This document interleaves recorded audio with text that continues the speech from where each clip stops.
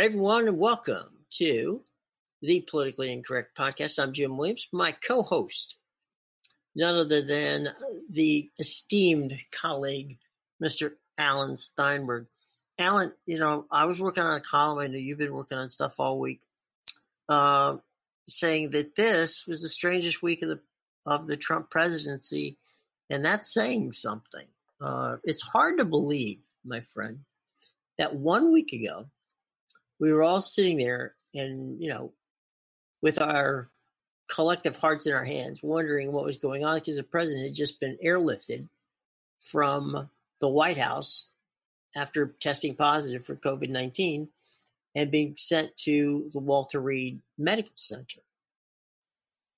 Only to fast forward to today, where there's been nothing but nonstop crazy from the time he entered Walter Reed to the time he basically talked him out of keeping him, going back to the White House, and he's been off the rails ever since. Well, he's been totally off the rails, and it would be entertaining if it wasn't so terrifying. And I am very concerned at the total unwillingness of anyone in the Republican Party to push for a 25th Amendment action. This man is not fit to lead right now. I used to criticize him in moral terms and character terms, in terms of his policies. But right now, when he is talking about having his Attorney General put in jail, Barack Obama, Hillary Clinton, and Joe Biden, this is a man capable of the most dangerous constitutional crisis type of activities. And the country cannot survive something like that. And it would lead to violence in the street, the worst civil conflagration in the history of the country. And it's time for a 25th Amendment action, but these folks are still all terrified of doing it. And I don't know why, because he's headed for defeat in a normal course of action. So go ahead, do it. It's strange, Alan. And to your very point, the thing that concerns me is that the President of the United States, yesterday, we find out that Governor Gretchen Whitmer, who is the governor of the state of Michigan, that there was a terrorist plot, a domestic terrorist plot by a white supremacist militia group to kidnap her and to possibly kill her and to in some way disrupt and overthrow the state government of Michigan. And last night on Hannity and tweeting prior to that, not only did the President of the United States not pick up the phone and call the woman and say, "My God, are you okay?"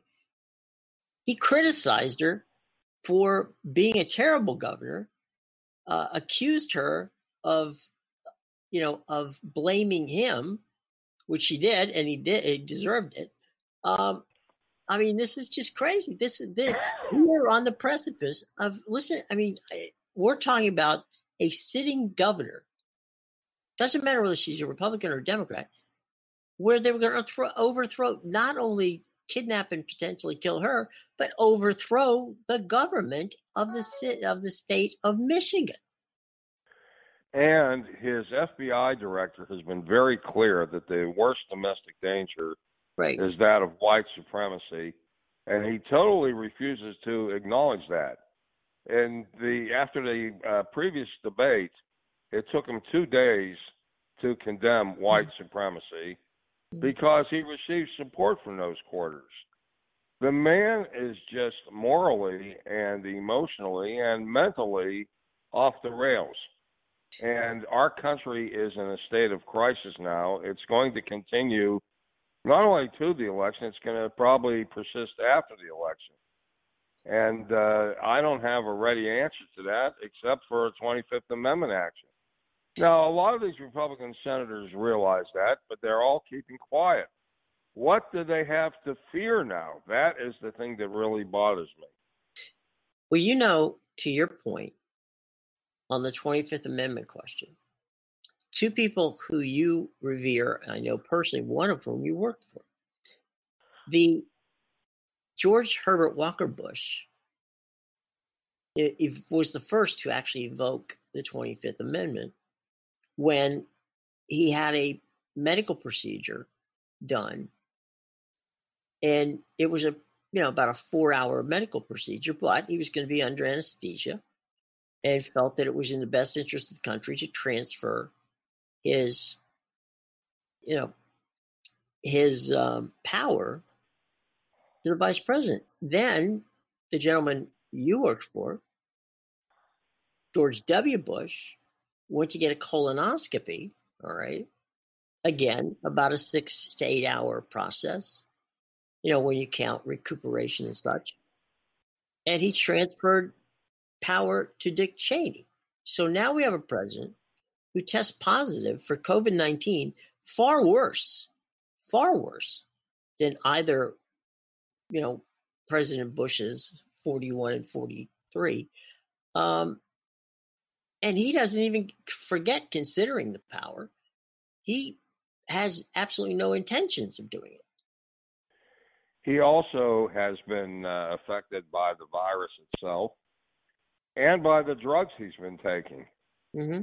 And he recklessly persists. But again, we always knew that he was bizarre and that he was abusive. Mm-hmm. And the virus and the drugs have just exaggerated his behavior.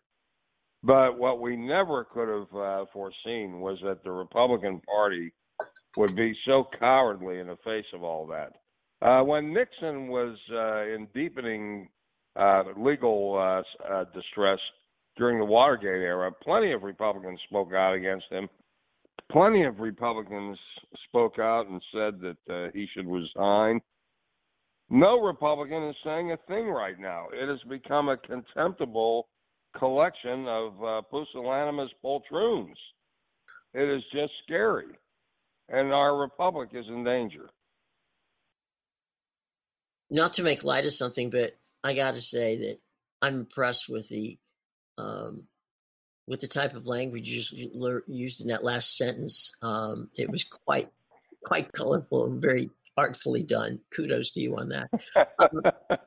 Yeah, come on, folks, we have to lighten up just a little bit. This is so. Well, you do need to lighten up in view of a situation that could drive you to drink. Right. Which right now is not a drive; it's more of a putt. The situation with regard to, and this it's hard to believe that something like this would fly under the radar, but the president talking to Bill Barr and last night in his interview, for those of you who didn't see it on Sean Hannity, besides his calling for as Alan so eloquently put earlier, the calling for the jailing of President Obama, Vice President Biden, former Secretary of State, First Lady, and Senator Hillary Clinton. He also called for his Attorney General, William Barr, to basically begin the process of setting up a situation where the election could be stolen by taking it to court in a number of different ways. Now, all of that into itself is terrifying, but he wants the Durham report, and he's mad at Barr for not delivering it. The problem with that is they don't have any evidence, so it's difficult to present a case if you don't have any evidence. And you, sir, a lawyer, you can explain that better to me. But he's setting it up, and whether we like it or not, one of the great things about Donald Trump is he would be the reason I think he lost in Vegas was he's a terrible poker player. He can't. There is no. His tell is he tells you. It's not even a fake tell. So he literally is laying this out in real time, and it almost gets buried under all the crazy other things he said. No, he is. He's making it perfectly clear, but he often gets away with it. True. I'm just astounded, though, that he could be stopped very easily. He could be right now. Joe Biden is a cinch to win election. His margin has gone up by, in some polls, all the way up to 16%. Right. There is nothing to fear. What is the matter with these clowns? We are in constitutional crisis. We have a president who, in the words of Al Haig, when he was talking about Nixon, right. When Al Haig was chief of staff, he used to refer to him as our meatball president because Nixon also was starting to drink. Now, Donald Trump is not a drinker. No. However, he is totally mentally off the distribution, and there is nothing to stop him. What is the matter? There isn't one who is stepping forward. No, not a single one. And if you looked at what Mike Lee said, Senator Mike Lee of Utah, please, folks, Google it. Lee was talking about that we don't really have a democracy, okay? That it's okay if legislators who don't think that the election has been handled fairly can go ahead and pick their own slate of delegates to the electoral college vote and override the potential will of each state who may or may not have voted for Biden or Trump. Well, that is a point that Barton Gellman made in his Atlantic Magazine article right. A few weeks ago, and now Mike Lee is confirming it. Now, it's a terrible state of affairs. Yeah, we both know the state of Pennsylvania. You went to college in the state of Wisconsin. We know that those are two targets. You got Pennsylvania, Wisconsin are two very important. Trump can't win if he doesn't win Pennsylvania. That's full stop. Not that, that doesn't happen. But the Pennsylvania legislature is Republican. The Democrats, the governor is a Democrat. Same as the situation in Wisconsin. Do you actually see a scenario where the legislative branch, in the state of Pennsylvania and the legislative team in the state of Wisconsin would literally go against the election results, regardless of whether or not their person won? Well, this is exposing a problem with the Constitution. Right. We have a living, breathing. Right. What's that? I'm sorry. I'm sorry. My apologies for talking over you. I said the fact of the matter is, and the scary part is, it's actually legal. They could do this. Yes, but that's the point. We have been successful with our Constitution because it has been a living, breathing Constitution where our observance, what has made us a representative democracy, is not only the written word of the Constitution, but our acceptance of certain norms. And one of the norms is that electors will be selected by the will of the people. And that has enabled us to mature and grow as a republic. And Mike Lee and those with similar views are talking about negating those norms, throwing those norms out the window, and basically interpreting the Constitution in such a way that instead of a democratic society, we come out with a fascist society. And that is terrifying. Well, the thing that concerns me about the Republican Party is that is power so important, is holding on to power so important, that you are willing to burn down the institutions that got you into power in the first place? That wasn't true in the Watergate era of Republican leaders like Hugh Scott. That is true today. That is all Mitch McConnell cares about, is power. that is all that various other sidekicks of his, like in the House of Representatives, where the Democrats have a majority. The Democrats have a majority. That's all that Kevin McCarthy cares about. It is no longer a party of small government principled conservatism. That was the party that I joined. It has become something else. It has become a party where clout and power are all that matter. And that's disgraceful. Well, what they've set up, and this is something I hope doesn't happen, but believe me, it's possible. They've set up a scenario by saying, well, the rules are such, okay, we can, since we're in charge, we can do whatever we want, whether you like it, whether you don't like it. Talking now about the Republicans versus, people in the Democratic Party, and not just there are some outside Republicans, yourself and our friend Steve Schmidt and folks who have served the party well over the years, Rick Wilson, that are saying this is just not right.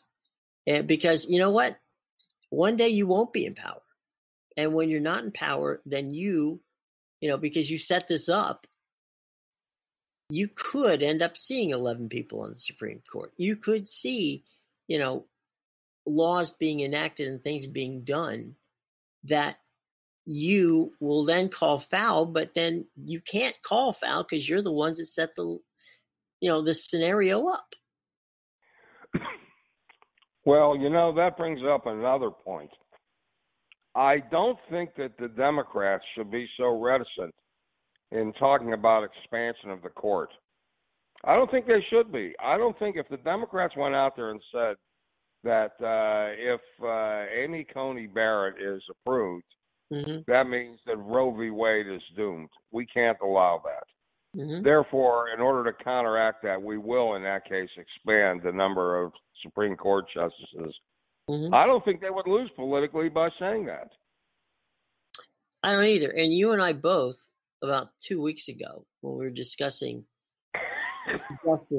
potential Justice Amy Coney Barrett, said that you and I would prefer that the court stay at the number that it is. But that if this was going to be ramrodded through, then all bets are off the table. I don't know if you've seen the play Hamilton, but I'm an obsessive Hamilton fan. And there's a song in Hamilton, which is called The Room Where It Happens.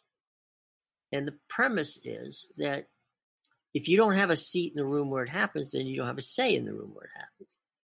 And right now, it's as if, Mitch McConnell and the Trump administration know that they're in the room where it happens. But to your point earlier, a lot of people vilified Richard Nixon, and there's reason to consider that. But at the end of the day, when Barry Goldwater and a number of senators had that come to Jesus meeting with President Nixon, rather than putting the country through an impeachment trial, which he may or may not have won,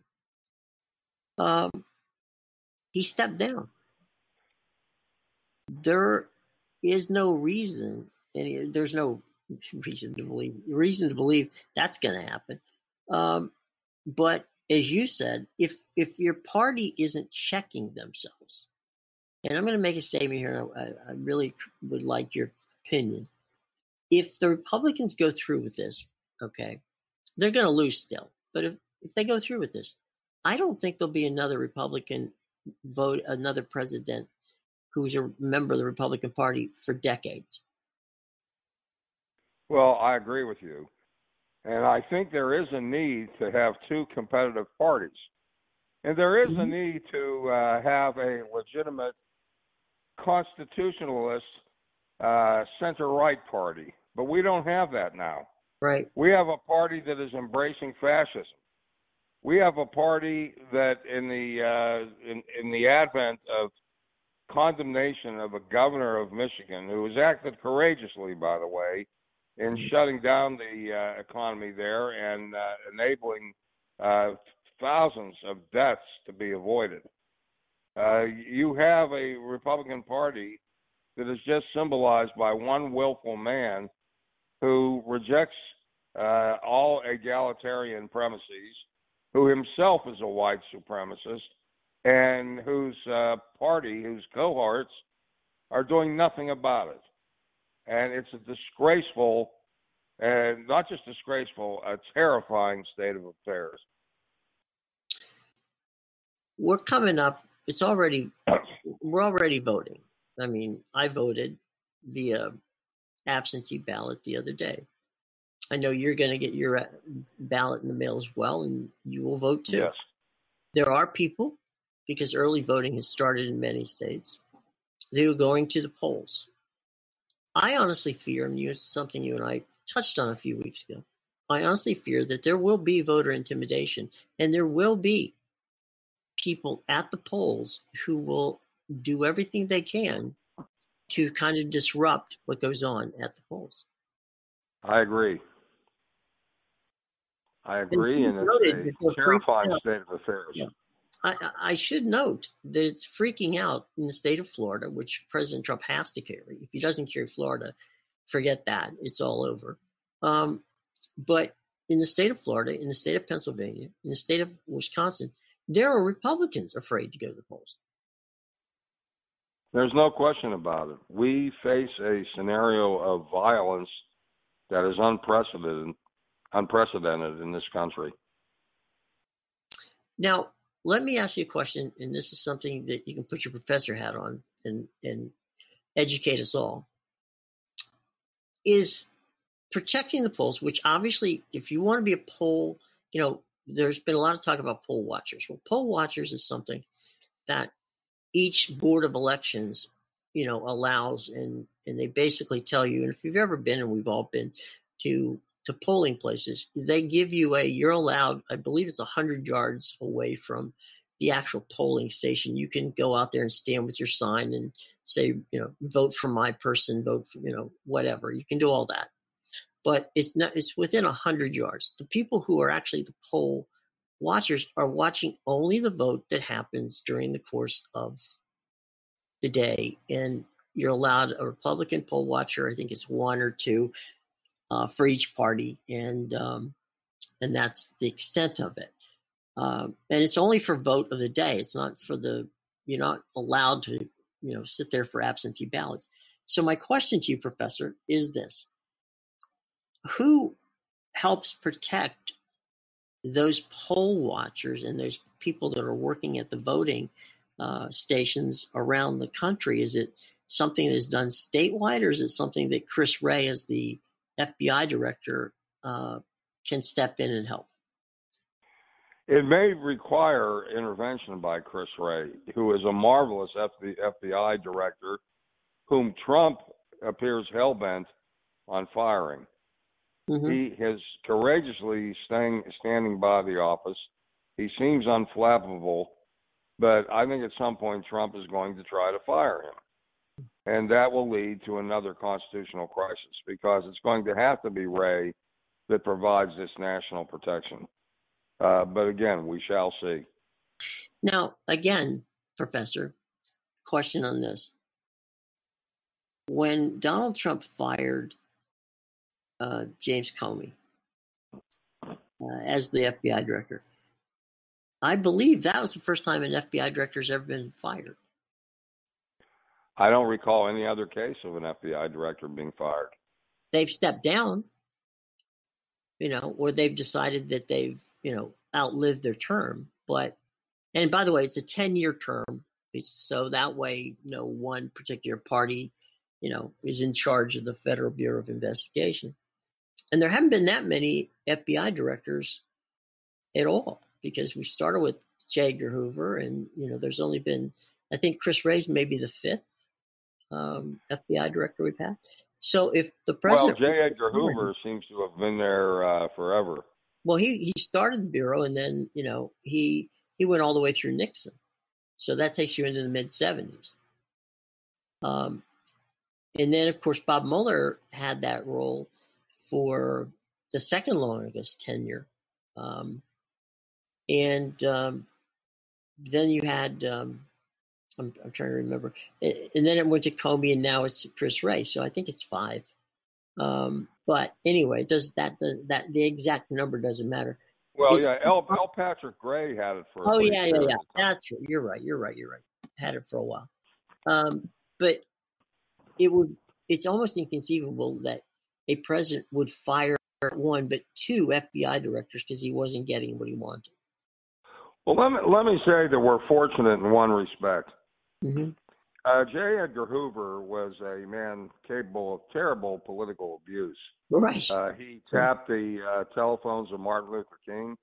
He tried to blackmail King because he caught King in the process of having extramarital affairs.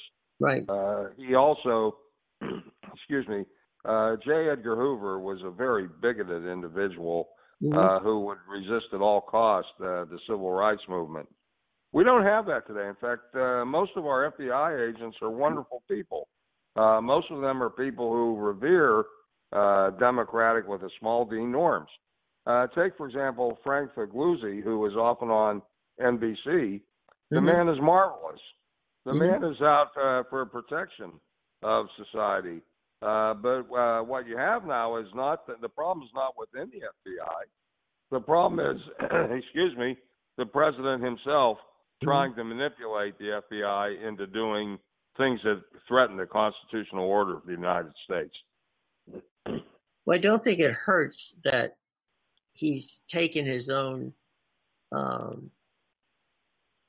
attorney general, being William Barr, who's being more of his own personal attorney than the attorney for the United States. But well, that's the thing I keep wondering about. I keep wondering about whether Barr is going to make any public response to these commands of Donald Trump to put people in jail without evidence, without due process. Barr is going down in history as the worst attorney general this country has ever had, and he's acting in a way to generate just bitter opposition from the public, and he's keeping quiet as well. I think it's time for him to step forward. Well, let me ask you this.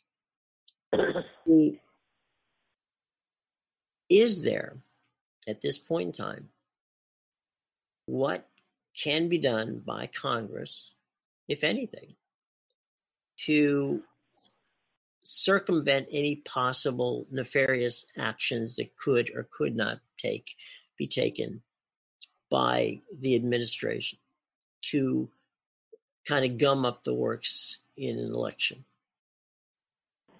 All that Congress has is the impeachment power. Right. And of course they are the recipient organ of government that would receive a 25th Amendment letter signed by the Vice President and also by the various cabinet officers. But again, I don't think Mike Pence has the courage to be involved in anything like that. The other night in the vice presidential debate, right, his behavior was so sexist as to be offensive beyond belief. Well, that and the fact that he was incapable of answering. He wrote an entirely different narrative of how the administration handled the COVID-19 virus. It would have been lovely. Absolutely. But let me note one thing on that, a slight change of subject. Yeah, go ahead. I like Kamala Harris. I am very supportive of her for the vice presidency. I thought that she was concerned to avoid the stereotype, and it's a racist stereotype of being the quote unquote the angry black woman. So at the beginning of the debate, she held back. I don't think she was nearly as forceful as she should have been in refuting what Mike Pence was doing in terms of rewriting the whole history of the administration COVID response. She held back. She was much better in the second half of the debate, but she had a slow start. And I was sitting in my living room saying, Kamala, what are you doing? Don't let him get away with this.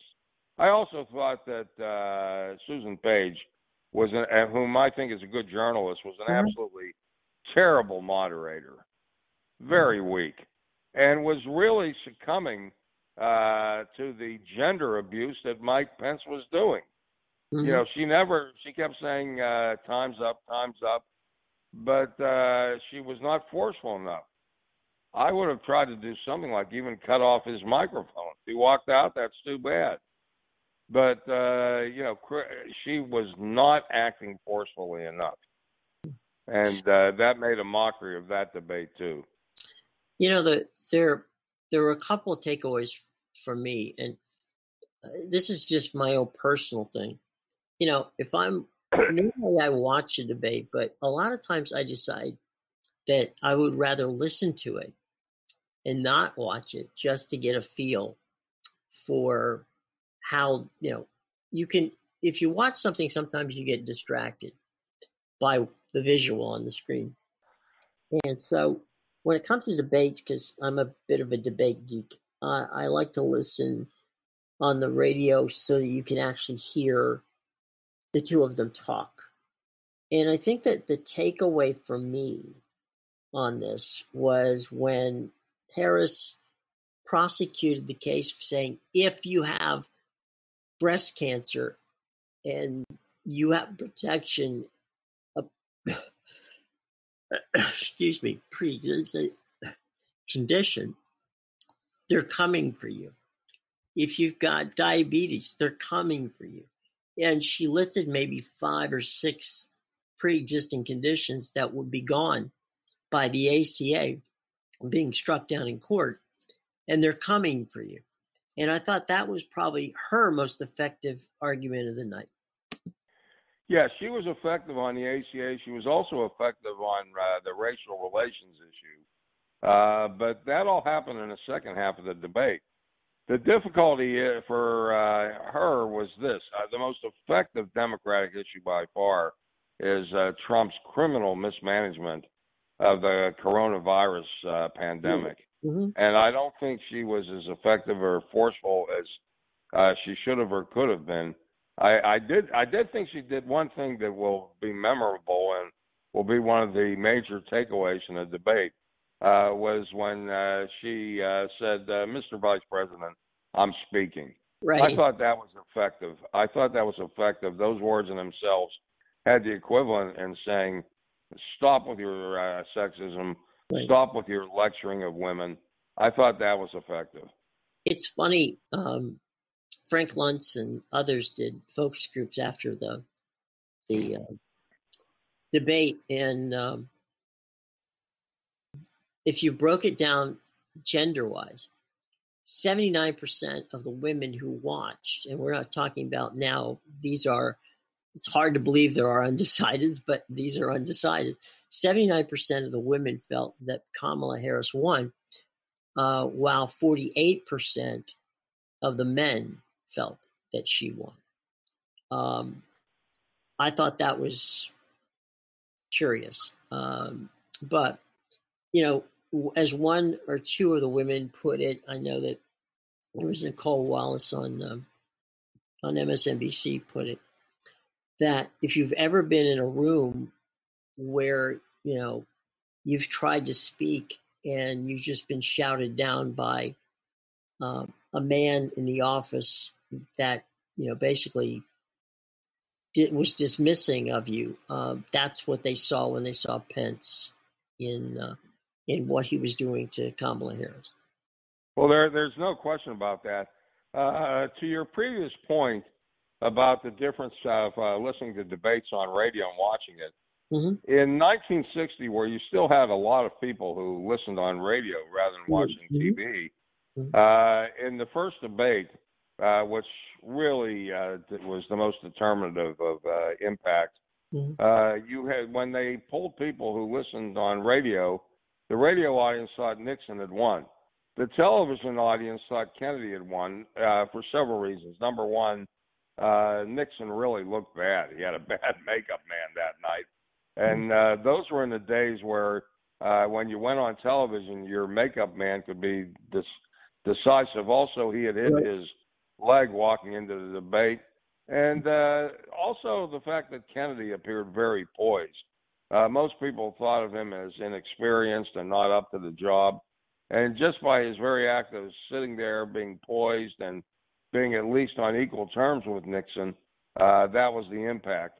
Nowadays, not too many people listen to debates. The overwhelming majority do watch them. Mm-hmm. And that magnifies the behavior. If a person like Pence is acting in a patronizing and disrespectful way to women, it's going to be magnified on television. And I think that's what happened in that debate. Yeah, no, I think you're right. The other thing is, in the 60 debate, you're right. Nixon hit his knee on the way on the car door when he got out of the car. It was the 60 debate that we're referencing was held in Chicago at WBBM television. I remember that well. And so it really didn't have an audience. There wasn't an audience there. It was just two men on the debate stage. If you've ever been in a major television studio, you know that lights in those days, especially in the 1960s, were incredibly hot.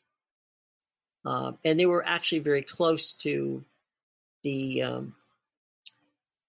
anyone on, whether it be a news anchor or whatever, they were close and the heat was there. So to your point about Nixon sweating and looking, heat, Bobby Kennedy had scouted the station out earlier. So Jack Kennedy actually wore under his suit a wetsuit that was wet to keep him cool. So they used tricks which, Nixon had never done a televised debate before.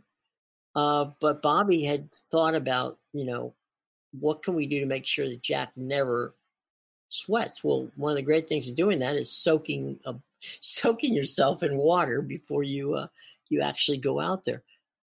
There was also a trick that was done by James Carville in the second debate of Clinton and President George Herbert Walker Bush, and that was a town hall situation. Carville went in, took a look at the set, saw the chairs that were being used, took one of the chairs, brought it over for the debate prep, and showed Clinton that if he sat on the edge of the chair with his foot on the back, that he could literally pounce out and walk over and ask and answer questions personally in a much more one-on-one way than anyone else, because they had the chair there that they knew what they were doing. So when the chairs, when they returned the chair back, Clinton had that advantage of knowing literally, what he was sitting on and how he could best react to the crowd. So there's always a little behind the scenes things going on at these debates that are very they're nuanced, but they do and can make a difference. Well, I remember another thing in 1960 was that the background, the painted background was very light. Mm-hmm. And Kennedy wore a dark suit, mm-hmm. and Nixon wore a light suit, which made Nixon seem to fade into the background. Right, so everything visually that could have gone wrong for Nixon did go wrong for him. There's a little less black of and white that television. I'm sorry? It was also on black and white television, so that made it even worse. Exactly. It's a different ball game today, mm-hmm. But these things still do make a difference. There is a certain amount of preparation that goes in to set preparation, observance by the candidates. I don't think there's going to be another debate. First of all, I think that Trump is far sicker than what is going on. I don't believe his doctor, Sean Conley, for 10 seconds. I don't believe him as far as I can throw him. Mm-hmm. I just don't believe that all of a sudden the man has made this miraculous recovery within a week. And when you look at him physically, he looks terrible. Well, nobody's actually seen him in a week. I mean, we've seen these videos, but I'm talking about the White House press corps, or in any. Not that, to be honest, not that I would want to see him. I mean, he's a COVID-19 patient who should be in the hospital.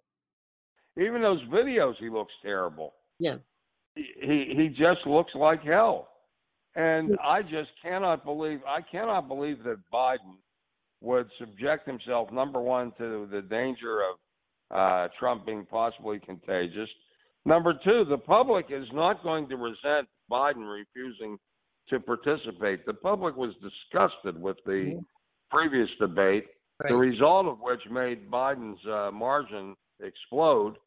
I think Biden has every reason in the world not to participate in another debate. I don't think he will. I think he would have to be foolhardy to do that. Well, I know that, one of the problems, and this is something that the debate commission had to deal with, and it's, by the way, it's, for those of you who don't know, it is bipartisan. It's not a, Democrat or Republican based thing. It's a bipartisan thing. And one of the problems they had, Alan, which was actually very underreported, was after, this was done at Case Western Reserve. And Case Western Reserve has a auditorium on the campus of the Cleveland Clinic. The Cleveland Clinic was adamant that people wear masks. Of course, we now know by now that the entire Trump entourage did not.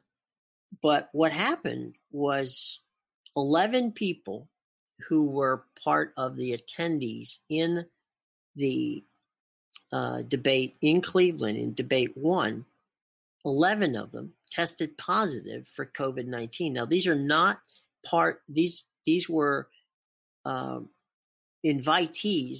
from the Trump camp, and they all tested positive for COVID-19.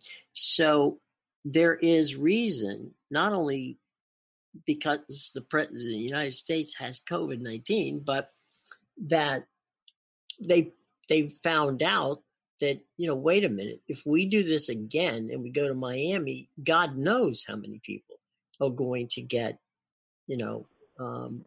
COVID-19 from just attending to the debate. So I think they were doing everything reasonable in saying, you want to debate, fine, it's virtual. The other thing that they were taking into consideration, which I think is very conscientious on their part, was saying, all right, if the President of the United States wants to participate, which he has said he did, then the only way we can do this is virtual. And that way he can stay in the White House. He can, he doesn't have to travel or move anywhere. And so they were actually playing to his advantage. They wanted to give him every reasonable possibility of being able to participate in an area where he would not have to move anywhere. So I don't see how they could have been more conscientious about this. Well, they're not dealing with a man who is acting rationally. They're not dealing with a normal situation. I think we ought to forget about any further debates in this campaign. You're not dealing with a person who will be acting in good faith either. No, and I honestly don't think that. I mean, look, the White House press operation is, for all intents and purposes, now a group of interns because everybody's, in self-quarantine. I don't think it would be wise to put anybody in peril, and anybody getting on Air Force One at this point in time would be in peril. To go to Florida, to go do a debate in Miami, that, would be yet another super spreader event. There's no question about that. Who wants to give their lives for a presidential debate? It's just the risk and the peril are beyond belief, and it is not worth the risk. It is not worth. It will not be promoting the education of the public. It will turn into another scenario where Trump rants and raves. There's no reason to proceed any further. Okay. As we get ready to wrap things up, free topic for you. Pick anything you want to talk about. What is it that's on your mind this morning that you want people to know about? Well, on a lighter note, right now you have the various sports trying to make their way and have an impact on the public, a good diversion for the public. But the ratings are down. And I think the ratings are down due to certain factors. I think the ratings are down because you don't, and this is all reasonable for the various sports commissioners to direct the things the way they have. There are no fans in the stands. Without fans in the stands, you lose 90% of the color of the game. And secondly, I think that what is going on, and I don't say this with any glee, what is going on the national political scene is more exciting, compelling, and gripping than what is happening on the athletic fields. So I know I myself, I'm a major sports fan. I've watched hardly any sports events since they came back on stream. I watched the Eagles last Sunday night, and it was an exciting game. But that's been about it. And I think we'll have to reevaluate sports if the pandemic continues. We're almost ready to start another NBA season in November, early December probably. But without fans in the stands, I don't think it's going to go very well. Same with baseball. Right now you have playoffs and World Series coming up. Who's going to care? Yeah, I think part of the reason, too, is coming as a former television programmer myself. You've got, for instance, last night you had Thursday Night Football combating the Yankees and the Rays game 4 of their, division series. You've had a situation where you've had the NBA, Major League Baseball, and the NHL all on in the same night. So you're going to get split audiences. So besides what you're talking about, which is all valid points, there's never been a case here in the United States where we've had all these sports coming at the same time. And so you've got split allegiances as to what you can and cannot watch. And it makes it difficult to make a choice when, there's 2 or 3 things on all at the same time. That's true, too. That just further diminishes the appetite of the fans. So, Nostradamus, I'm going to ask you a question in this regard as we close things out here. We got 25 or 4 days before the election. What's going to happen in the next 24 to 25 days? In Alan Steinberg. This is one of the few times in my life I'm usually intrepid in terms of making predictions. I've had a pretty good record this year. Some years I've had a terrible record. This year I've been right on the money on just about everything. I have no doubt that Biden is going to win, that the Democrats are going to take control of the Senate. In fact, the Senate races are becoming remarkable. There is a really high chance in Mississippi of Mike Espy becoming the first African-American U.S. senator since Reconstruction. We're veering in that direction. But in terms of possible civil disobedience and actions by the president to negate the elections, I am frightening, and I don't know what will be. It's I think it's going to be very challenging to the American public to take a look at what's going to happen over the next 25 days. And I mean, we just went through spending 35 minutes talking about a single week of crazy. There's there's basically 3 more weeks of crazy between that. And we're not going to know, and we know this for a fact today, and that doesn't necessarily, is it a bad thing? We're not going to know, as we normally do, within, 3 or 4 o'clock in the morning after November 3rd. We're not going to know who won. And no, we'll have an idea, but right, we'll have an idea, but we won't have a definitive answer. And I think people need to understand that's going to happen. And it doesn't necessarily mean that there's something nefarious that has happened. So we're going to have to be patient, and we're going to have to reject all this messing around with our democracy, because I don't mean to be hyper sensitive about this. I don't mean to, hype this up to the point where it's crazy, but I believe that the future of our democracy is on the ballot in November, and you have a choice whether you're a Democrat or Republican. If you want to see the Jeffersonian Madison democracy continue, then you know where to vote. If you don't, then it's going to be on you. I heartily concur. Alan, tell everybody where they can before that, preview anything that people might want to read of yours.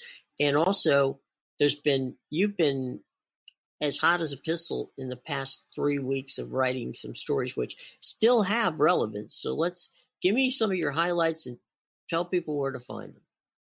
Well, my major highlight was an article I did this week about Chris Christie and what I call his tragic search to be relevant. Mm-hmm. And in this case, he was so overboard in terms of attending the White House super spreader event where Amy Coney Barrett was introduced. Mm-hmm. He actually hugged a woman at that event. And it wasn't done out of any prurient motive on his part. Right, sure. But he just wanted to prove that he was one of the Trump coterie. Mm-hmm. And it's tragic. Now he's in the hospital with the COVID, and no one really knows what his state of affairs is. We haven't heard too much. So read that article, and it's at the website www.insidernj.com. And if you want to read other articles of mine, you can go to my Twitter feed at @Steinberg613. It's under Alan Steinberg, and you can also go to my Facebook book page, Alan Joel Steinberg, ALANJOEL Steinberg. Alan, one other quick note, and that is that you also had a brilliant piece in the Star Ledger. Yes. And that is you can go to the New Jersey www.nj.com and get that piece as well. And it basically, the title of the piece is wasn't it inevitable for Trump to get the COVID, and it really was. Mm-hmm. Well, we will link all that into the show pages below.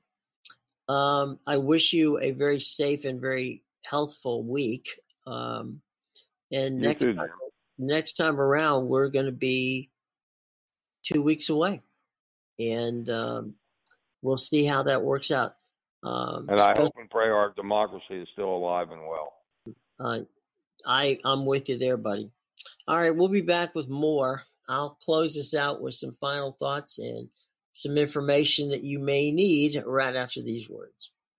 At BMW, we know leaving the road wasn't easy, but anticipating our return taught us to appreciate every drive.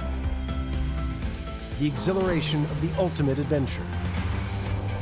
Moments spent with your favorite co-pilots. And the freedom to explore just because. Our time to rejoin the road is finally here. Hey everyone, and welcome back to this edition of the Politically Incorrect Podcast. I'm Jim Williams, your host. And if you're not one of the over 35,000 people who've already taken the opportunity to join our party, well, then shame on you. We make it simple. All you have to do is go to the Apple Podcast Store. Same thing over at the Google Podcast Store. You can find us on Spreaker, Stitcher, Spotify, as well as TuneIn Radio, iHeartRadio, YouTube.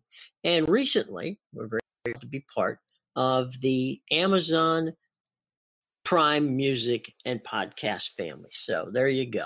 If for some reason you can't find us, pull out the old Google machine, type in the Politically Incorrect Podcast with Jim Williams, hit the favorite button or the subscribe button. Each week you'll get a brand new edition of the show delivered to your phone, your tablet, or to both, okay? All right, so please go out there and do that today. We would greatly appreciate it. Okay, folks, we are just inside a month before Election Day. As I told you in the podcast today, it is imperative that you take the time to go out and vote. Now, if you choose to vote by mail, which is, again, it is safe. FBI Director Christopher Wray has talked about it at length. It is very safe to do. By all means, we wish that you get started on that. Also, as I've told you before, these ballots are very intricate, so it requires that you read them and read the rules under which you send them back, okay? So once you get them, fill them out, but very importantly, possibly the most important part, is to read every bit of the rules to make certain that the ballot you is counted, okay? As long as you do all that, you should be no problem, not an issue to get it there. Get it to post office as fast as you can, or get it to a drop if you're in anywhere in the state of Texas, where they seem to put drop boxes in New Mexico, but not in the state.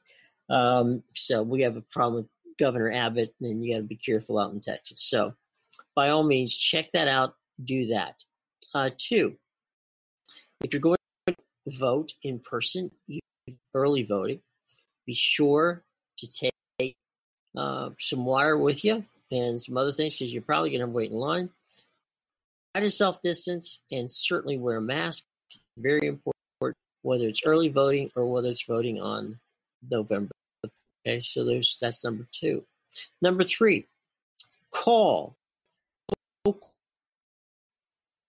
representative in whatever state you are in and tell them that you want and demand that adhere to whoever the Associated Press or whatever independent organization who has authorized the count in the past, you must adhere by that you cannot take away your vote by any nefarious machinations that they may try to do. Even though, as we've said before, it's legal, it doesn't mean it's moral, it doesn't mean it's right, okay?